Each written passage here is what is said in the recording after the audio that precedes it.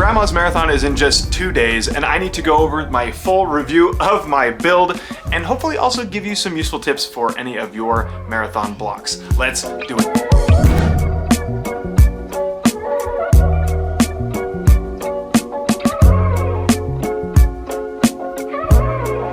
Before we jump right into my build and also the tips that I have for you for your marathon block, I have some housekeeping items. First, if you are interested in watching or tracking the Grandma's Marathon, you can do that in 2 ways. One, I will leave a link in the description. There's actually a local news channel that will be doing a stream. I have no idea the kind of quality. I don't really know if there's gonna be much coverage, but I will leave that link in the description. Either way, I found this on the website. There is also an app for Grandma's Marathon. Just look it up on your app store, whatever it be, Apple, Android. You all know which one is better. In any case, you can track me or anybody else that you know that is running Grandma's Marathon for that matter in the app, and you will get splits approximately every 5 kilometers. Though to be honest, I can't remember how many markers they actually have. I'm not sure, but there'll be an app. You can track. You can definitely track still. Next, order of housekeeping business. If you are going to be at the race somewhere along the course at an aid station, at the finish line, anything at all, and you feel so inclined to whip out your phone and grab some footage, I will leave a link in the description to a Google Drive to upload said footage if you are interested in helping me out for my Grandma's Marathon video coming out in just a little over a week from when this video comes out. So please, if you do take any videos, I would wonderfully appreciate it. Okay, enough of that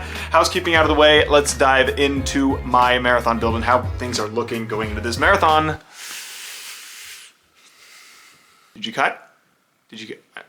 With regards to this marathon block, I made it. I made it to the race. And I made it to the race uninjured and healthy. Which brings me to tip number 1. Please excuse and disregard the gorgeous drawings by my daughter on this whiteboard as I fill in the small empty space in the upper right-hand corner. Stay healthy. Sorry, baby's kind of getting in here. She's gonna join me for this part. Okay, do everything within your power that you can to stay healthy. If that means cross-training when you're feeling a little inkling, if that means going to see the physical therapist when you start to feel something, if that means taking a day off because you're worried about an injury, there's no chance of success at a marathon if you don't get to the start line. In my build this time, she likes the camera.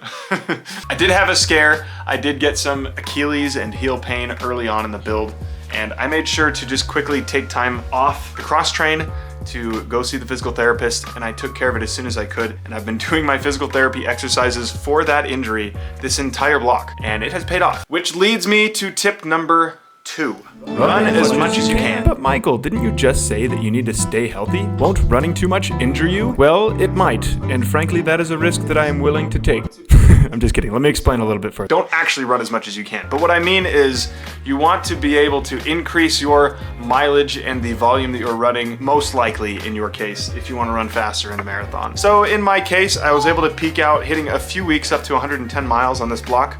I have gone up that high and even higher in past blocks, but this block, just given my schedule with 2 kids and work, sleep amount, 110 seemed to be about as much as I could do. Yeah, I think I hit a total of 5 weeks at or above 100 miles. You do what you can to keep the volume as high as you can. Really, all I'm trying to say is run as much as you can without getting hurt. And a couple of rules of thumb to follow while doing this. First, don't increase your total mileage during a block more than about 15% than the previous block. And also, make sure that your volume is not interfering with the quality of your hard workout sessions. And as long as you're recovering well enough, that extra volume will pay dividends when it comes to marathon race day. Which does not give me a good transition to lead you into tip number 3, but I'm going to tell you tip number 3 anyway, because it's time to tell you.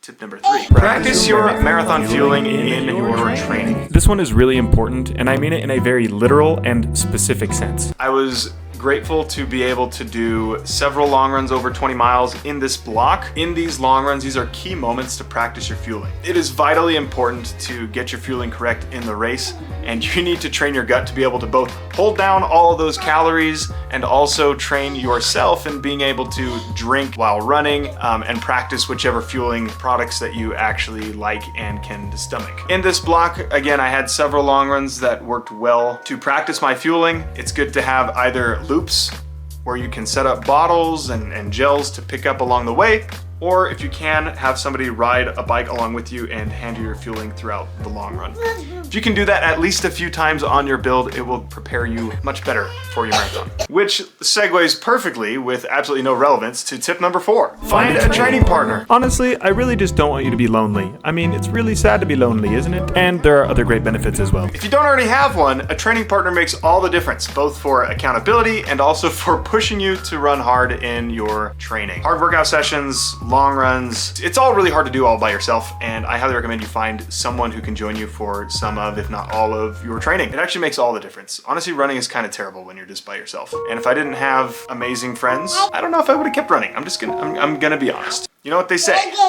Those who run together have fun together. Oh, that's it! Together. Okay, I landed on it. I found it. Okay. Tip number 5. Sign up for at least a couple of races during the couple months leading up to your race. Okay, there's probably a way I could have said that with fewer words, but you get the idea. Thankfully, during my build, I was able to race a few times leading up to this race. The final 2 races that were within 2 months of this Grandma's Marathon. You want me to hold you? Find a couple of races. The 2 races that I did were the Bloomsday 12K, and then I also just ran the Utah Valley Half Marathon 2 weeks ago. Ideally, your last race before the marathon will be at least 3, maybe 4 weeks out from the marathon, not 2, but find a couple of races. It's a great chance to practice racing, practice your routine, getting ready, prep for the race. Last and final tip that I have for you, make a race plan.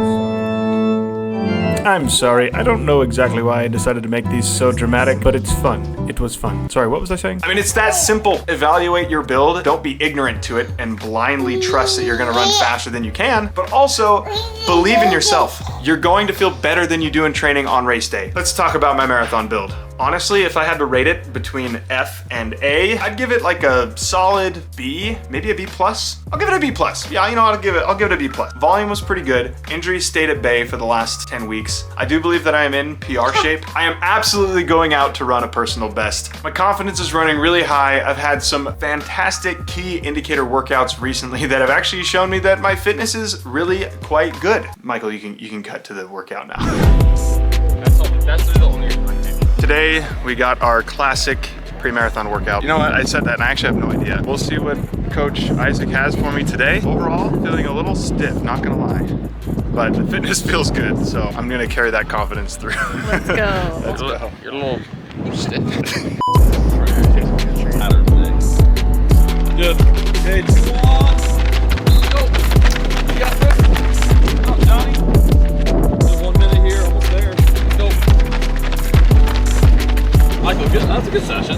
Yeah, I think it works. Yeah, I think it works. Felt good. I wanted to give you a chance to be with the guys. I know, and it's too fun. It's too fun. I think being happy and having fun prior to a marathon is almost as important as the basics of and mechanics of like a typical pre-marathon workout. I think it's okay. That's it for the tune-up sesh. I think that I'm feeling good. Everything there was anywhere between 440 and 5 flat.